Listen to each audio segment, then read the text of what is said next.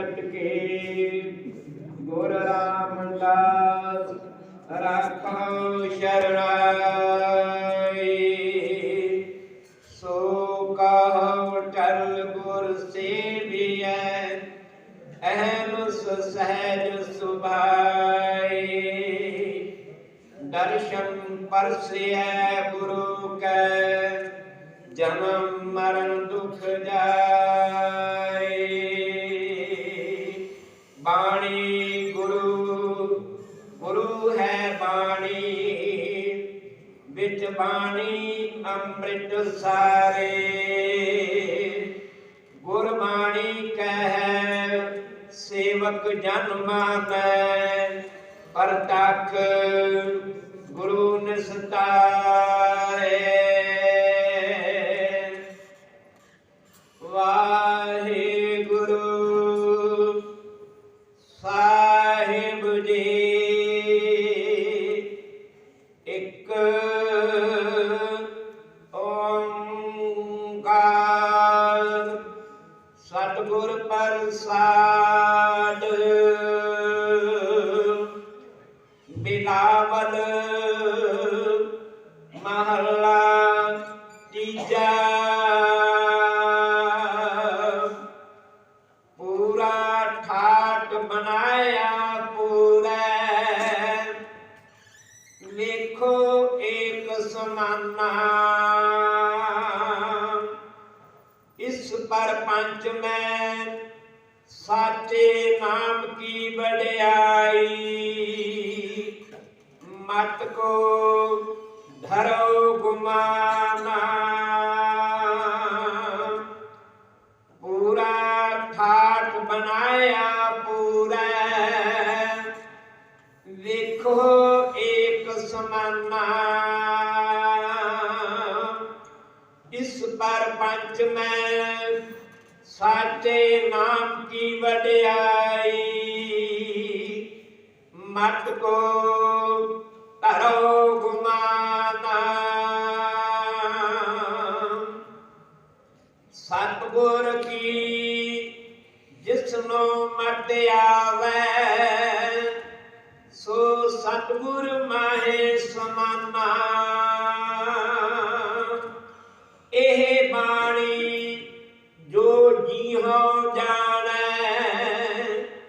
तिस अंतर रवै हर नामा।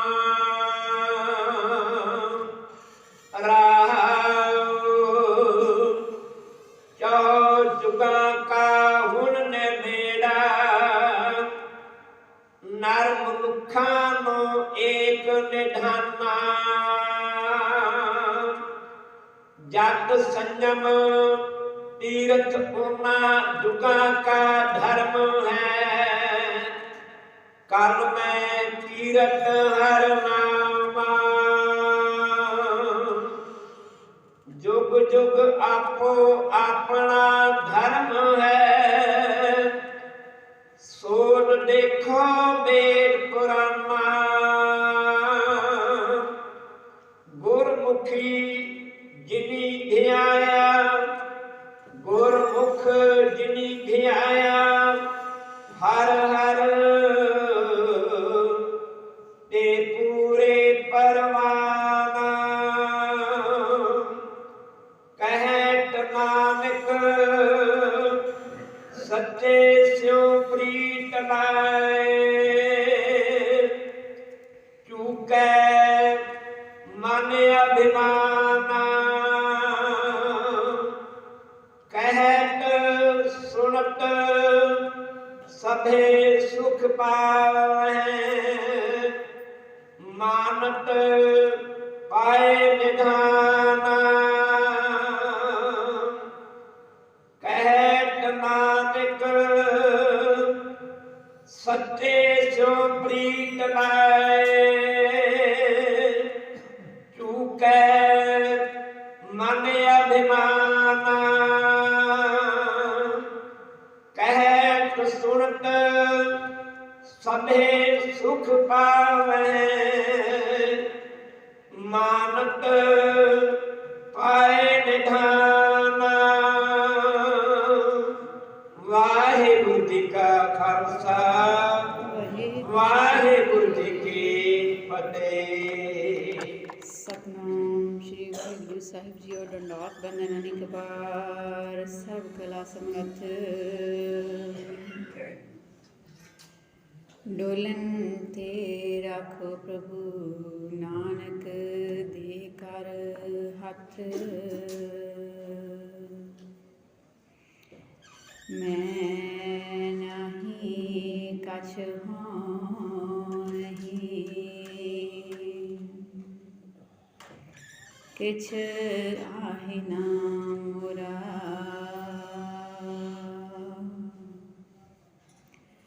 ਅਵਸਰ ਲਜਾ ਰਾਖ ਲਿਓ ਸਦਨਾ ਜਨ ਤੋਰਾ।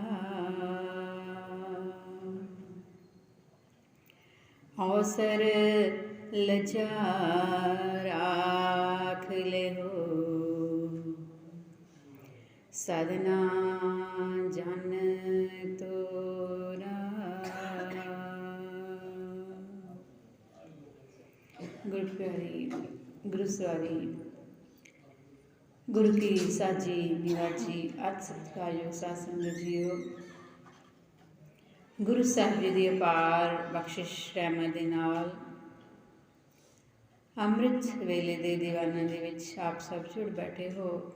ਗੁਰੂ ਸਾਹਿਬ ਜੀ ਨੇ ਪਾਵਨ ਹੁਕਮ ਬਖਸ਼ ਕੇ ਸੰਗਤਾਂ ਨੂੰ ਨਿਹਾਲ ਕੀਤਾ ਹੈ। ਗੁਰੂ ਸਾਹਿਬ ਕਿਰਪਾ ਕਰਨ,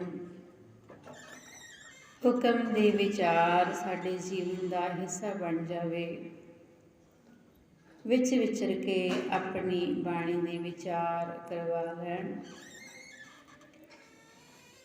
ਵਿਚਾਰ ਆਰੰਭ ਕਰਨ ਤੋਂ ਪਹਿਲਾਂ ਅਸੀਸ ਬਖਸ਼ਦੇ ਹੋਏ ਗੁਰਫਤਿਹ ਪ੍ਰਵਾਨ ਕਰੋ ਜੀ। ਵਾਹਿਗੁਰੂ ਜੀ ਕਾ ਖਾਲਸਾ ਵਾਹਿਗੁਰੂ ਜੀ ਕੀ ਫਤਿਹ।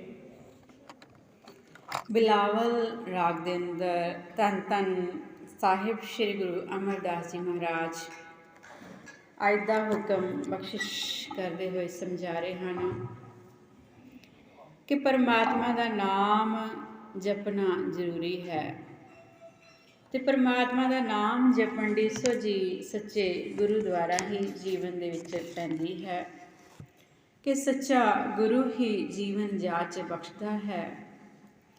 ਬਾਕੀ ਮਨੁੱਖ ਜਿੰਨੇ ਵੀ ਕਰਮ ਕਾਂਡ, ਜਿੰਨੀਆਂ ਵੀ ਧਾਰਮਿਕ ਪੁਸਤਕਾਂ ਆਦਿ ਪੜ੍ਹ ਲਵੇ, ਜਿੰਨੇ ਵੀ ਵੇਦ ਵਿਚਾਰ ਕਰ ਲਵੇ, ਕਹਿੰਦੇ ਸਭ ਪਖੰਡ ਹਨ, ਵਿਖਾਵੇ ਹਨ। ਨਾਮ ਦੀ ਵਡਿਆਈ ਹੈ।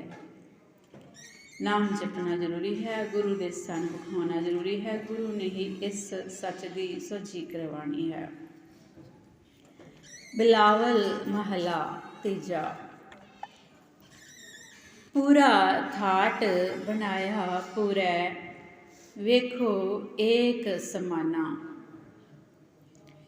ਪੂਰਾ ਥਾਟ, ਪੂਰਾ ਹੁੰਦਾ ਹੈ ਸੰਪੂਰਨ। ਥਾਟ ਦਾ ਅਰਥ ਆਉਂਦਾ ਹੈ ਬਣਾਵਟ, ਬਣਤਰ। ਇਸ ਸ਼ਬਦ ਦੇ ਵਿੱਚ ਪੂਰਾ ਥਾਟ ਦਾ ਅਰਥ ਕੀਤਾ ਗਿਆ ਹੈ ਕਿ ਪੂਰੀ ਜੁਗਤ ਇੱਕ ਉੱਤਮ ਜੁਗਤੀ ਹੈ। ਤਾਂ ਬਣਤਰ ਹੀ, ਅਰਥ ਤਾਂ ਉੱਥੇ ਹੀ ਜਾਂਦੇ ਹਨ ਕਿ ਪੂਰੀ ਬਣਤਰ ਇੱਕ ਹੈ ਕੀ ਗੱਲ, ਅਸਲੀਅਤ ਕਿਹੜੀ ਹੈ, ਸੱਚ ਕੀ ਹੈ, ਪੂਰੀ ਗੱਲ ਕਿਹੜੀ ਹੈ, ਸਾਨੂੰ ਸਮਝ ਆ ਜਾਵੇ ਕਿ ਜੁਗਤੀ ਕਿਹੜੀ ਹੈ, ਜੀਵਨ ਦੀ ਜੁਗਤੀ, ਅਸਲੀਅਤ, ਸੱਚਾਈ ਕੀ ਹੈ। ਬਣਾਇਆ ਪੂਰਾ, ਉਸ ਪੂਰੇ ਨੇ ਪੂਰਾ ਹੀ ਬਣਾਇਆ ਹੈ ਸਭ ਕੁਝ।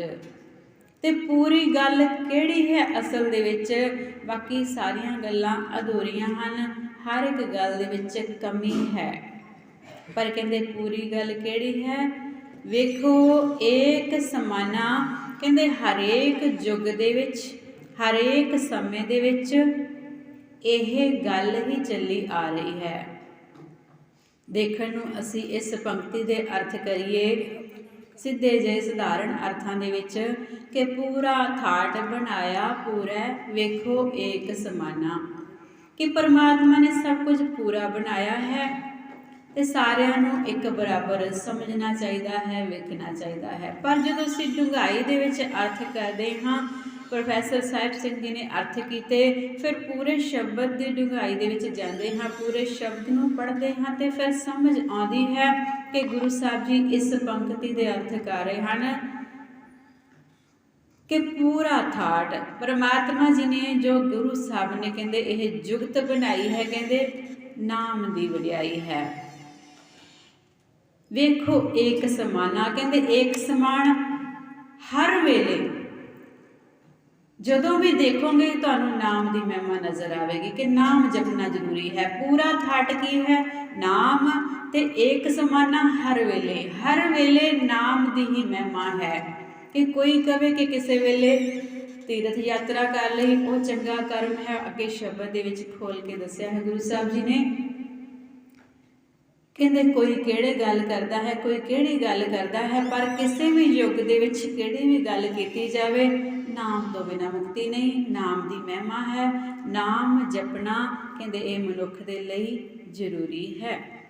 ਇਸ ਪਰਪੰਚ ਮਹਿ ਸਾਚੇ ਨਾਮ ਕੀ ਵਡਿਆਈ।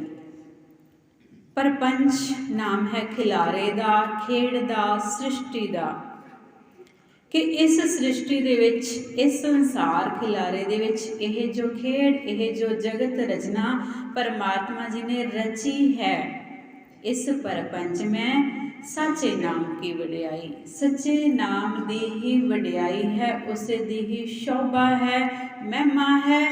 ਮਤ ਕੋ ਧਰੋ ਗੁਮਾਨਾ, ਕਹਿੰਦੇ ਕੋਈ ਮਨੁੱਖ ਗੁਮਾਨ ਕਰੈ ਗੁਮਾਨ ਚੁਬੈ ਤਿਸ ਸੂਲਾ ਕੋ ਕਾਟਨ ਕੋ ਨਾਹੀ।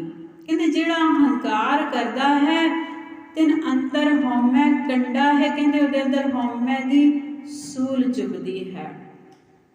ਕੋ ਕਾਟਨ ਕੋ ਨਾਹੀ, ਇਸ ਹੰਕਾਰ ਰੂਪੀ ਸੂਲ ਨੂੰ, ਕੰਡੇ ਨੂੰ ਕੱਢਣ ਦੇ ਲਈ ਕਹਿੰਦੇ ਕੋਈ ਨਹੀਂ। ਕਹਿੰਦੇ ਇਹਨੂੰ ਹੰਕਾਰ ਛੱਡਣਾ ਪਵੇਗਾ, ਗੁਰੂ ਦੀ ਸ਼ਰਨ ਦੇ ਵਿੱਚ ਆਉਣਾ ਪਵੇਗਾ। ਮਤ ਕੋ ਧਰੋ ਗੁਮਾਨਾ, ਕਿ ਕਿਸੇ ਗੱਲ ਦਾ ਤੁਸੀਂ ਹੰਕਾਰ ਕਰੋ ਕਿ ਮੈਂ ਇਹ ਪ੍ਰਾਪਤੀ ਕੀਤੀ, ਮੈਂ ਨਹੀਂ। ਨਾਮ ਜਪਣਾ ਹੈ, ਤੂੰ ਹੀ ਤੂੰ ਹੀ, ਤੂੰ ਕਰਤਾ ਤੂੰ ਹੁਆ, ਤੂੰ ਹੀ ਤੂੰ ਹੀ, ਤੂੰ ਹੀ ਤੂੰ ਹੀ, ਤੂੰ ਹੀ ਤੂੰ ਹੀ, ਤੂੰ ਹੀ ਤੂੰ ਹੀ। ਜਲੇ ਹਰੀ ਥਲੇ ਹਰੀ, ਇਹਾਂ ਹਰੀ ਉਹਾਂ ਹਰੀ, ਜ਼ਿਮੀ ਹਰੀ ਜ਼ਮਾ ਹਰੀ। ਗੁਰੂ ਸਾਹਿਬ ਜੀ ਨੇ ਬੇਅੰਤ ਸ਼ਬਦ ਵਰਤੇ ਹਨ, ਪਰ ਸ਼ਬਦ ਵਰਤ ਕੇ ਵੀ ਆਖਦੇ ਹੁੰਦੇ ਹਨ ਕਿ ਇੱਥੇ ਹੀ ਬਸ ਨਹੀਂ, ਅਗਾਂਹ ਹੋਰ ਵੀ ਹੈ। ਤੂੰ ਹੀ ਤੂੰ ਹੀ, ਤੂੰ ਹੈ, ਤੇਰੇ ਤੋਂ ਬਿਨਾਂ ਕੁਝ ਨਹੀਂ। ਤੇ ਰਹਾਉ ਦੇ ਬੰਦ ਦੇ ਵਿੱਚ ਆਖ ਰਹੇ ਹਨ, ਸਤਿਗੁਰ ਕੀ ਜਿਸ ਨੂੰ ਮਤ ਆਵੈ, ਜਿਸ ਨੂੰ ਸਤਿਗੁਰੂ ਦੀ ਮਤ ਮਿਲ ਗਈ, ਜਿਸ ਨੂੰ ਮਤ ਆ ਗਈ, ਜਿਹਦੇ ਹਿਰਦੇ ਦੇ ਵਿੱਚ ਸਤਿਗੁਰੂ ਦੀ ਮਤ ਟਿਕ ਗਈ, ਆਪਣੀ ਮਤ ਛੱਡ ਦਿੱਤੀ, ਮਨ ਕੀ ਮਤ ਤਿਆਗੋ ਹਰ ਜਨ, ਹੁਕਮ ਬੂਝ ਸੁਖ ਪਾਈਐ। ਕਿ ਮਨ ਦੀ ਮਤ ਹੈ ਹਰੀ ਦੇ ਜਨ, ਰੱਬ ਦੇ ਪਿਆਰਿਓ ਛੱਡ ਦਿਓ ਤੇ ਹੁਕਮ ਬੂਝ ਸੁਖ ਪਾਈਐ ਰੇ। ਕਹਿੰਦੇ ਹੁਕਮ ਬੁੱਝੋਗੇ, ਪਰਮਾਤਮਾ ਦੇ ਸ਼ਬਦ ਦੀ ਕਮਾਈ ਕਰੋਗੇ, ਜੋ ਸ਼ਬਦ ਧੁਰ ਕੀ ਬਾਣੀ ਆਈ, ਹੁਕਮ ਬੂਝ ਸੁਖ ਪਾਈਐ। ਕਹਿੰਦੇ ਹੁਕਮ ਨੂੰ ਬੁੱਝ ਲਓਗੇ, ਤੁਹਾਨੂੰ ਜਦੋਂ ਇਹ ਸਮਝ ਆ ਗਈ, ਬੁਝਾਰਤ ਬੁੱਝ ਲਈ, ਤੇ ਕਹਿੰਦੇ ਫੇਰ ਹੀ ਤੁਹਾਨੂੰ ਅਸਲੀ ਸੁਖ ਮਿਲਣਾ ਹੈ। ਸਤਿਗੁਰ ਕੀ ਜਿਸ ਨੂੰ ਮਤ ਆਵੈ, ਸੋ ਸਤਿਗੁਰ ਮਾਹੇ ਸਮਾਨਾ।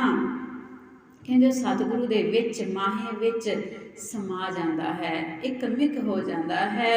ਸਤਿਗੁਰੂ ਦਾ ਰੂਪ ਭਾਈ ਲਹਿਣਾ ਜੀ ਹੋ ਗਏ। ਗੁਰੂ ਅਮਰਦਾਸ ਜੀ ਆਏ, ਬਾਬਾ ਅਮਰਦਾਸ ਜੀ ਗੁਰੂ ਅਮਰਦਾਸ ਬਣ ਗਏ। ਸੋ ਸਤਿਗੁਰ ਮਾਹੇ ਸਮਾਨਾ, ਕਹਿੰਦੇ ਉਹ ਸਤਿਗੁਰੂ ਦੇ ਵਿੱਚ ਸਮਾ ਜਾਂਦਾ ਹੈ। ਇਹ ਬਾਣੀ ਜੋ ਜੀਉ ਜਾਣੈ, ਇੱਥੋਂ ਤੱਕ ਵੀ ਬਾਣੀ ਆਖਦੀ ਹੈ ਕਿ ਗੁਰਬਾਣੀ ਬਣੀਐ, ਅਸੀਂ ਗੁਰਬਾਣੀ ਬਣਨਾ ਹੈ, ਬਾਣੀ ਦਾ ਹੀ ਰੂਪ ਹੋ ਜਾਣਾ ਹੈ। ਇਹ ਜੀਵਨ ਅਵਸਥਾ ਬਣਾਉਣੀ ਹੈ, ਕਮਾਉਣੀ ਹੈ। ਸਤਿਗੁਰੂ ਜੀ ਇਹ ਮੱਤ ਦਿੰਦੇ ਹਨ। ਇਹ ਬਾਣੀ ਜੋ ਜੀਉ ਜਾਣੈ, ਕਹਿੰਦੇ ਜੋ ਜੀ ਕਰਕੇ, ਮਨ ਕਰਕੇ ਇਸ ਬਾਣੀ ਨੂੰ ਜਾਣ ਲੈਂਦਾ ਹੈ, ਤੇ ਉਹਦੇ ਅੰਦਰੋਂ ਗੁਮਾਨ ਤਾਂ ਖਤਮ ਹੋਣਾ ਹੈ। ਤੇ ਇਸ ਅੰਤਰ ਰਵੈ ਹਰ ਨਾਮਾ, ਜਦੋਂ ਹਰੀ ਨਾਮ ਅੰਦਰ ਰਵ ਗਿਆ, ਸਮਾ ਗਿਆ, ਟਿਕ ਗਿਆ, ਤੇ ਕਹਿੰਦੇ ਫਿਰ ਗੁਮਾਨ ਖਤਮ ਹੋਣਾ ਹੈ। ਕਹਿੰਦੇ ਜਿਹਨੇ ਜੀ ਕਰਕੇ ਜਾਣ ਲਿਆ, ਮਨ ਦੇ ਵਿੱਚ ਗੁਰਬਾਣੀ ਨੂੰ ਮੰਨ ਲਿਆ, ਚੌਹਾਂ ਜੁਗਾਂ ਕਾ ਹੁਣ ਨਿਬੇੜਾ। ਕਹਿੰਦੇ ਚਾਰਾਂ ਜੁਗਾਂ ਦਾ ਕਹਿੰਦੇ ਇਸੇ ਮਨੁੱਖਾ ਜੀਵਨ ਦੇ ਵਿੱਚ ਕਹਿੰਦੇ ਹੁਣ ਨਿਬੇੜਾ ਹੈ। ਕਹਿੰਦੇ ਨਾਮ ਦੇ ਵਿੱਚ, ਅਸਲ ਦੇ ਵਿੱਚ ਨਾਮ ਦੀ ਗੱਲ ਚੱਲ ਰਹੀ ਹੈ, ਨਾਮ ਦੇ ਵਿੱਚ ਨਿਬੇੜਾ ਹੈ। ਕਿ ਕਿਸੇ ਵੀ ਯੁੱਗ ਦੇ ਵਿੱਚ ਅਸੀਂ ਜਨਮ ਲੈ ਲਈਏ, ਕਿਸੇ ਵੀ ਯੁੱਗ ਦੇ ਵਿੱਚ ਕੋਈ ਪ੍ਰਾਣੀ, ਕੋਈ ਕੰਸ ਹੋਵੇ, ਕੋਈ ਰਾਵਣ ਹੋਵੇ, ਕਿਸੇ ਵੀ ਪ੍ਰਕਾਰ ਦਾ ਕਹਿੰਦੇ ਮਨੁੱਖ ਹੋਵੇ ਜਿਹਨੇ ਨਾਮ ਨਹੀਂ ਜਪਿਆ, ਕਹਿੰਦੇ ਉਸ ਦਾ ਅੰਤ ਹੋਣਾ ਹੈ। ਕੋਈ ਔਰੰਗਜ਼ੇਬ ਹੋਵੇ, ਕੋਈ ਬਾਬਰ ਹੋਵੇ, ਨਾਮ ਤੋਂ ਬਿਨਾਂ ਕਹਿੰਦੇ ਕਿਹੜੇ ਵੀ ਯੁੱਗ ਦੇ ਵਿੱਚ ਤੁਸੀਂ ਆਏ ਹੋ, ਕਹਿੰਦੇ ਕੋਈ ਫਾਇਦਾ ਨਹੀਂ ਆਉਣ ਦਾ ਜੇ ਨਾਮ ਨਹੀਂ ਜਪਿਆ। ਨਾਮ ਜਪਣਾ ਜ਼ਰੂਰੀ ਹੈ। ਚੌਹਾਂ ਜੁਗਾਂ ਕਾ ਹੁਣ ਨਿਬੇੜਾ, ਹੁਣ ਸ਼ਬਦ ਵਾਸਤੇ, ਨਾਮ ਵਾਸਤੇ ਵਰਤਿਆ ਗਿਆ ਹੈ ਕਿ ਨਾਮ ਦੀ ਮਹਿਮਾ ਹੈ। ਚੌਹਾਂ ਜੁਗਾਂ ਦੇ ਵਿੱਚ ਨਰ ਮਨੁੱਖਾਂ ਨੂੰ ਏਕ ਨਿਧਾਨਾ, ਤੇ ਗੁਰੂ ਦੀ ਸ਼ਰਨ ਆਉਣ ਦੀ ਗੱਲ ਇੱਥੇ ਸਾਇਲੈਂਟ ਹੈ, ਕਿਉਂਕਿ ਪਹਿਲਾਂ ਰਹਾਉ ਦੇ ਬੰਦ ਦੇ ਵਿੱਚ ਗੁਰੂ ਦੀ ਗੱਲ ਕੀਤੀ ਹੈ ਕਿ ਸਤਿਗੁਰੂ ਦੇ ਕੋਲ ਆਓਗੇ ਤੇ ਨਰਾਂ ਨੂੰ, ਮਨੁੱਖਾਂ ਨੂੰ, ਉਹਨਾਂ ਨੂੰ ਇਹ ਨਾਮ ਰੂਪੀ ਖਜ਼ਾਨਾ ਮਿਲ ਜਾਂਦਾ ਹੈ। ਜਤ ਸੰਜਮ ਤੀਰਥ ਉਹਨਾਂ ਜੁਗਾਂ ਕਾ ਧਰਮ ਹੈ, ਕਲ ਮਹਿ ਕੀਰਤ ਹਰ ਨਾਮਾ। ਤੀਰਥ, ਤਪ, ਦਇਆ, ਦਤ, ਦਾਨ ਜਪਜੀ ਸਾਹਿਬ ਦੇ ਵਿੱਚ ਹਰ ਰੋਜ਼ ਅਸੀਂ ਪੜ੍ਹਦੇ ਹਾਂ ਕਿ ਗੁਰੂ ਨਾਨਕ ਸਾਹਿਬ ਜੀ ਆਖਦੇ ਹਨ ਕਿ ਤੀਰਥ, ਤਪ ਆਦਿਕ ਮਨੁੱਖ ਕਰਦੇ ਹਨ, ਦਇਆ ਕਈ ਪੁੰਨ ਆਦਿਕ ਕਰਦੇ ਹਨ, ਮਨ ਦੇ ਵਿੱਚ, ਹਿਰਦੇ ਦੇ ਵਿੱਚ ਤਰਸ ਹੁੰਦਾ ਹੈ ਤੇ ਦਇਆ ਕਰਦੇ ਹਨ ਤੇ ਫਿਰ ਦਾਨ ਦਿੰਦੇ ਹਨ ਲੋਕਾਂ ਨੂੰ। ਦਤ, ਦਾਨ, ਦਿੱਤਾ ਹੋਇਆ ਦਾਨ, ਕਹਿੰਦੇ ਸਾਰਾ ਕੁਝ ਕੀ ਹੈ, ਇਹਨਾਂ ਦਾ ਕਿੰਨਾ ਕੁ ਫਲ ਹੈ। ਜੇ ਕੋ ਪਾਵੈ ਤਿਲ ਕਾ ਮਾਨ, ਕਹਿੰਦੇ ਤਿਲ ਜਿੰਨਾ, ਥੋੜਾ ਜਿੰਨਾ ਮਾਣ ਹੈ, ਵਡਿਆਈ ਮਿਲਦੀ ਹੈ। ਲੋਕ ਆਖਦੇ ਹਨ ਕਿ ਇਹਨੇ ਫਲਾਣੇ ਨੇ ਤਪੱਸਿਆ ਕੀਤੀ, ਤੀਰਥ ਆਦਿ ਕੀਤੇ, ਤਪ ਕੀਤੇ, ਦਾਨ ਦਿੱਤਾ। ਜੇ ਕੋ ਪਾਵੈ ਤਿਲ ਕਾ ਮਾਨ, ਥੋੜਾ ਜਿੰਨਾ ਮਾਣ। ਤੀਰਥ, ਤਪ, ਦਇਆ, ਦਤ, ਦਾਨ, ਜੇ ਕੋ ਪਾਵੈ ਤਿਲ ਕਾ ਮਾਨ। ਸੁਣਿਆ ਮੰਨਿਆ, ਅਸਲ ਦੇ ਵਿੱਚ ਮਹਿਮਾ ਕੀ ਹੈ ਨਾਮ ਦੀ। ਸੁਣਿਆ ਮੰਨਿਆ, ਮਨ ਕੀਤਾ ਭਾਉ, ਮਨ ਦੇ ਵਿੱਚ ਪ੍ਰੇਮ ਕਰਨਾ ਹੈ ਨਾਮ ਦੇ ਨਾਲ, ਸ਼ਬਦ ਦੇ ਨਾਲ। ਤੇ ਫਿਰ ਸ਼ਬਦ ਕੀ ਕਰੇਗਾ, ਅੰਤਰਗਤ ਤੀਰਥ, ਬਾਹਰਲੇ ਤੀਰਥਾਂ ਨੂੰ ਛੱਡ ਕੇ ਤੁਹਾਨੂੰ ਅੰਦਰਲਾ ਤੀਰਥ ਦਿਖਾ ਦੇਵੇਗਾ ਕਿ ਅੰਦਰ ਵੀ ਤੁਹਾਡੇ ਨਾਮ ਰੂਪੀ ਤੀਰਥ ਹੈ। ਅੰਦਰ ਖੂਹਟਾ ਅੰਮ੍ਰਿਤ ਭਰਿਆ, ਸ਼ਬਦੇ ਕਾਢ ਪੀਐ ਪਨਿਹਾਰੀ, ਕਿ ਅੰਦਰ ਖੂਹਟਾ ਜੋ ਅੰਮ੍ਰਿਤ ਦਾ ਭਰਿਆ ਪਿਆ ਹੈ ਉਹਨੂੰ ਛਕੋ ਤੇ ਅੰਤਰਗਤ ਤੀਰਥ ਮਲ ਨਹਾਓ, ਆਪਣੇ ਮਨ ਦਾ ਇਸ਼ਨਾਨ ਕਰਾਓ, ਜਿਸ ਮਨ ਨੂੰ ਜਨਮ ਜਨਮ ਕੀ ਮਲ ਲਾਗੀ, ਕਾਲਾ ਹੋਆ ਸ਼ਿਆ। ਇਹ ਇੰਨਾ ਕਾਲਾ ਹੋਇਆ ਪਿਆ ਹੈ, ਹੁਣ ਇਹਨੂੰ ਅੰਦਰੇ ਹੀ ਇਸ਼ਨਾਨ ਕਰਵਾ ਲਓ। ਅੰਦਰੇ ਇਸ਼ਨਾਨ ਕਰਾਓਗੇ ਤੇ ਤੁਹਾਨੂੰ ਬਾਹਰਲੇ ਤੀਰਥਾਂ ਦੀ ਲੋੜ ਨਹੀਂ ਪਵੇਗੀ। ਜਤ ਸਤ ਜਤ ਸੰਜਮ ਤੀਰਥ ਉਹਨਾਂ ਜੁਗਾਂ ਦਾ ਧਰਮ ਹੈ, ਕਲ ਮੈਂ ਕੀਰਤ ਹਰ ਨਾਮਾ। ਵੇਦ ਆਦਿਕ ਉਹਨਾਂ ਨੇ ਦੱਸਿਆ ਹੈ, ਕਹਿੰਦੇ ਕਿ ਫਲਾਣੇ ਯੁੱਗ ਦੇ ਵਿੱਚ ਇਹ ਕਰਮ ਕਾਂਡ ਕਰਨਾ ਹੈ, ਫਲਾਣੇ ਯੁੱਗ ਦੇ ਵਿੱਚ ਇਹ ਕਰਮ ਕਾਂਡ ਕਰਨਾ ਹੈ। ਜੋ ਧਾਰਮਿਕ ਪੁਸਤਕਾਂ ਹਨ, ਕਹਿੰਦੇ ਇਹ ਵੇਦ ਕਤੇਬ ਆਦਿਕ ਕਹਿੰਦੇ ਇਹ ਕਰਮ ਕਾਂਡ ਦੱਸਦੇ ਹਨ। ਤੇ ਪਰ ਕਲਯੁਗ ਦੇ ਵਿੱਚ ਗੁਰੂ ਨਾਨਕ ਸਾਹਿਬ ਜੀ ਨੇ ਨਾਮ ਦੀ ਮਹਿਮਾ ਦੱਸੀ ਹੈ ਕਿ ਕਲਯੁਗ ਦੇ ਵਿੱਚ ਕਲ ਮਹਿ ਕੀਰਤ ਹਰ ਨਾਮਾ। ਕਲਯੁਗ ਦੇ ਵਿੱਚ ਨਾਮ ਜਪਣ ਵਾਲਾ ਭਾਵੇਂ ਕਿੰਨਾ ਵੀ ਮਾੜੇ ਕਰਮਾਂ ਵਾਲਾ ਹੋਵੇ, ਜਿਹਨੇ ਨਾਮ ਜਪ ਲਿਆ, ਸਿਮਰ ਲਿਆ, ਸਤਿਗੁਰੂ ਦੀ ਸ਼ਰਨ ਦੇ ਵਿੱਚ ਆ ਗਿਆ ਤੇ ਉਹਦਾ ਉਧਾਰ ਹੋ ਜਾਣਾ ਹੈ। ਸੱਜਣ ਠੱਗ ਵਰਗਿਆਂ ਦਾ ਉਧਾਰ ਕੀਤਾ ਹੈ, ਕੋਡੇ ਰਾਖਸ਼ ਵਰਗਿਆਂ ਦਾ ਉਧਾਰ ਕੀਤਾ ਹੈ। ਜੁਗ ਜੁਗ ਆਪੋ ਆਪਣਾ ਧਰਮ ਹੈ, ਸੋਧ ਦੇਖੋ ਵੇਦ ਪੁਰਾਣਾ। ਕਹਿੰਦੇ ਵੇਦਾਂ ਨੂੰ, ਪੁਰਾਣਾਂ ਨੂੰ ਸੋਧ ਕੇ, ਕਹਿੰਦੇ ਜੇ ਤੁਸੀਂ ਦੇਖੋਗੇ, ਪੜ੍ਹ ਕੇ ਦੇਖੋਗੇ ਤੇ ਉਹਦੇ ਵਿੱਚੋਂ ਕੀ ਗੱਲ ਨਿਕਲ ਕੇ ਆਵੇਗੀ ਸਾਹਮਣੇ, ਕਿ ਉਹਨਾਂ ਨੇ ਇਹੋ ਗੱਲ ਦੱਸੀ ਹੈ ਕਿ ਇਸ ਯੁੱਗ ਦੇ ਵਿੱਚ ਇਹ ਕਰਮਕਾਂਡ ਚਾਹੀਦਾ ਹੈ, ਇਸ ਯੁੱਗ ਦੇ ਵਿੱਚ ਇਹ ਕਰਮਕਾਂਡ, ਕਿਸੇ ਦੇ ਵਿੱਚ ਤੀਰਥ ਯਾਤਰਾ ਕਰਨੀ ਹੈ, ਕਿਹੜੇ ਯੁੱਗ ਦੇ ਵਿੱਚ ਤੁਸੀਂ ਪੁੰਨ ਆਦਿ ਕਰਨੇ ਹਨ, ਇਹ ਕਰਮਕਾਂਡ ਦੱਸੇ ਗਏ ਹਨ। ਜੇ ਇਹਨਾਂ ਨੂੰ ਤੁਸੀਂ ਪੜ੍ਹੋਗੇ ਤਾਂ ਕਹਿੰਦੇ ਇਹੋ ਗੱਲ ਪਤਾ ਲੱਗਣੀ ਹੈ। ਪਰ ਗੁਰਮੁਖ ਜਿਨ੍ਹਾਂ ਧਿਆਇਆ, ਜਿਨ੍ਹਾਂ ਨੇ ਗੁਰੂ ਦੇ ਸਨਮੁਖ ਹੋ ਕੇ ਧਿਆਇਆ, ਗੁਰੂ ਦੀ ਗੱਲ ਜਿਨ੍ਹਾਂ ਨੂੰ ਸਮਝ ਆਈ, ਤੇ ਰਾਜਾ ਜਨਕ ਵਰਗਿਆਂ ਨੇ ਗੁਰੂ ਧਾਰਨ ਕੀਤਾ, ਗੁਰੂ ਧਾਰਨ ਕਰਨਾ ਪਿਆ। ਗੁਰੂ ਦੀ ਮਹਿਮਾ ਬੜੀ ਹੈ, ਗੁਰੂ ਹੀ ਨਾਮ ਦੀ ਵਡਿਆਈ, ਨਾਮ ਜਪਣ ਦੀ ਗੱਲ ਦੀ ਸੋਝੀ ਪਾਉਂਦਾ ਹੈ, ਜੀਵਨ ਜਾਚ ਦਿੰਦਾ ਹੈ। ਗੁਰੂ ਤੋਂ ਬਿਨਾਂ ਨਾਮ ਦੀ ਸੋਝੀ ਨਹੀਂ ਆਉਂਦੀ। ਗੁਰਮੁਖ ਜਿਨ੍ਹਾਂ ਧਿਆਇਆ, ਹਰ ਹਰ, ਜਿਨ੍ਹਾਂ ਨੇ ਗੁਰੂ ਦੇ ਸਨਮੁਖ ਹੋ ਕੇ ਹਰੀ ਪਰਮਾਤਮਾ ਜੀ ਨੂੰ ਸਿਮਰਿਆ, ਜਗ ਤੇ ਪੂਰੇ ਪਰਵਾਨਾ, ਕਹਿੰਦੇ ਉਹ ਜਗ ਦੇ ਉੱਤੇ, ਸੰਸਾਰ ਦੇ ਉੱਤੇ ਪੂਰੇ ਹਨ, ਪਰਵਾਨ ਹਨ। ਜਿਹੜੀ ਗੱਲ ਪੂਰੇ ਦੀ ਕੀਤੀ ਹੈ, ਪੂਰਾ ਥਾਟ ਬਣਾਇਆ, ਪੂਰੇ ਕਹਿੰਦੇ ਉਹ ਆਪ ਹੀ ਗੁਰਬਾਣੀ ਬਣੀ ਹੈ, ਪੂਰੇ ਪਰਵਾਨ ਹੋ ਜਾਂਦੇ ਹਨ। ਪੰਚ ਪਰਵਾਨ, ਪੰਚ ਪ੍ਰਧਾਨ ਵਾਲੀ ਉਹਨਾਂ ਦੀ ਅਵਸਥਾ ਬਣ ਜਾਂਦੀ ਹੈ। ਕਹਿਤ ਨਾਨਕ ਸੱਚੇ ਸਿਉ ਪ੍ਰੀਤ ਲਾਏ। ਕਹਿਤ ਨਾਨਕ, ਇੱਥੇ ਧੰਨ ਸਾਹਿਬ ਸ੍ਰੀ ਗੁਰੂ ਅਮਰਦਾਸ ਜੀ ਮਹਾਰਾਜ ਇਸ ਸ਼ਬਦ ਦੇ ਵਿੱਚ ਬਿਲਾਵਲ ਰਾਗ ਦੇ ਅੰਦਰ ਸਾਨੂੰ ਸਮਝਾ ਰਹੇ ਹਨ ਕਿ ਅਸੀਂ ਤਾਂ ਭਾਈ ਇਹੋ ਆਖਦੇ ਹਨ, ਅਸੀਂ ਤਾਂ ਇਹੋ ਆਖਦੇ ਹਾਂ, ਕਹਿਤ ਨਾਨਕ ਸੱਚੇ ਸਿਉ ਪ੍ਰੀਤ ਲਾਏ, ਕਿ ਜਿਹੜਾ ਵੀ ਮਨੁੱਖ ਸੱਚੇ ਪਰਮਾਤਮਾ ਜੀ ਦੇ ਨਾਲ ਪ੍ਰੀਤ ਲਾਉਂਦਾ ਹੈ, ਚਿੱਤ ਜੋੜਦਾ ਹੈ, ਤੇ ਕੀ ਹੁੰਦਾ ਹੈ? ਚੁਕੈ ਮਨ ਅਭਿਮਾਨਾ, ਉਹਦੇ ਮਨ ਦੇ ਵਿੱਚੋਂ ਅਭਿਮਾਨ, ਗੁਮਾਨ, ਹੰਕਾਰ, ਅਹੰ, ਹਉਮੈ ਖਤਮ ਹੋ ਜਾਂਦਾ ਹੈ। ਕਹਿਤ ਸੁਣਤ ਸਭੇ ਸੁਖ ਪਾਵੈ, ਮਾਨਤ ਪਾਹੇ ਨਿਧਾਨਾ। ਅਸੀਂ ਪੌੜੀ ਪੜ੍ਹਦੇ ਹਾਂ ਜਪਜੀ ਸਾਹਿਬ ਦੇ ਅੰਦਰ, ਪਾਤਾਲਾਂ ਪਾਤਾਲ ਲਖ, ਆਗਾਸਾਂ ਆਗਾਸ, ਓੜਕ ਓੜਕ ਭਾਲ ਥਕੇ, ਵੇਦ ਕਹਿਨ ਇੱਕ ਬਾਤ, ਸਹਿਸ 18 ਕਹਿਨ ਕਤੇਬਾਂ, ਅਸਲੂ ਇੱਕ ਧਾਤ। ਸਹਿਸ 18 ਕਹਿਨ ਕਤੇਬਾਂ, ਅਸਲੂ ਇੱਕ ਧਾਤ। ਕਿ ਅਸੀਂ ਜਿਹੜੀਆਂ ਹਜ਼ਾਰਾਂ ਕਹਿੰਦੇ ਸਹਿਸ 18, ਇਹ 18,000 ਆਲਮ ਮੰਨੇ ਗਏ ਹਨ ਮੁਸਲਿਮ ਧਰਮ ਦੇ ਅਨੁਸਾਰ। ਕਹਿਨ ਕਤੇਬਾਂ, ਕਹਿੰਦੇ ਇਹ ਕਤੇਬਾਂ ਆਦਿਕ ਲੱਖਾਂ ਹਜ਼ਾਰਾਂ ਦੀ ਗੱਲ ਕਰਦੇ ਹਨ, ਪਰ ਅਸਲੂ ਇੱਕ ਧਾਤ, ਅਸਲ ਦੇ ਵਿੱਚ, ਅਸਲੀਅਤ ਦੇ ਵਿੱਚ ਕਹਿੰਦੇ ਇੱਕ ਪਰਮਾਤਮਾ ਹੈ, ਤੇ ਉਸ ਦਾ ਨਾਮ ਵੀ ਇੱਕ ਹੈ। ਵੱਖਰੇਵੇਂ ਮਨੁੱਖਾਂ ਨੇ ਪਾਏ ਹਨ, ਲਿਖਣ ਵਾਲਿਆਂ ਨੇ, ਆਖਣ ਵਾਲਿਆਂ ਨੇ ਪਾਏ ਹਨ, ਪਰ ਬਣਾਉਣ ਵਾਲਾ ਇੱਕ ਹੈ, ਉਸ ਦਾ ਨਾਮ ਵੀ ਇੱਕ ਹੈ।